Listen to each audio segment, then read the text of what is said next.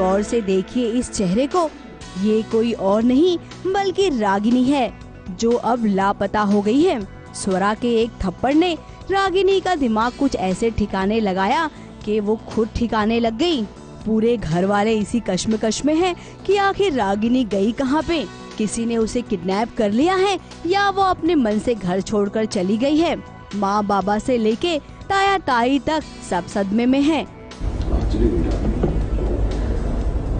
ऐसा कौन सा जादू हो गया जो अचानक गायब हो गई? पिछले दिनों में इतना कुछ जो भी हुआ उस बारे में स्वरा और रागिनी दोनों ने हमें कुछ भी बताया नहीं, तो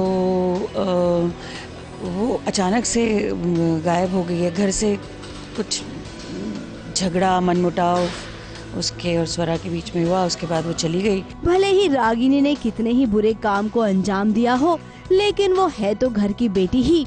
घर वालों ने उसकी सारी कमियों को माफ करके उसे अपनाया था, लेकिन अब वो खुद लापता हो गई। रागिनी घर छोड़ के इसलिए चली जाती है क्योंकि इसी रात को स्वरा और रागिनी के बीच में बहुत झगड़ा होता है और स्वरा उसका भांडा फोड़ देती है रागिनी का, जिसकी वजह से रागिनी घर छोड़ के चली जाती है। और हमें नहीं पता होता, हमें ऐसे लगता है कि वो सिर्फ कालीबाड़ी जा रही है, लेकिन वो घर छोड़ के चली जाती है। और हम सब डरे हुए हैं क्योंकि बहुत कुछ हो रहा है कलकत्ता में और एक जगह सिलेंडर ब्लास्ट हुए हैं, तो उसकी वजह से हम सबको डर लगता है कि वो उसी एरिया में तो गई थी, तो अब वो कहाँ है।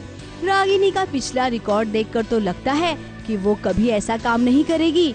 उसे कौन किडनैप कर सकता है, क्योंकि वो खुद इतनी चालाक है। आखिर उसे भला कौन किडनैप करेगा।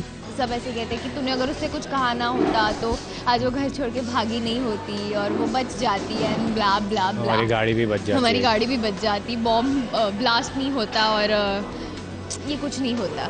घर वालों का मानना है कि स्वरा के थप्पड़ के कारण उसने ये कदम उठाया है, तो इसका मतलब तो यही है कि एक बहन ही अपनी बहन को ढूंढ कर लाएगी। ABP news report.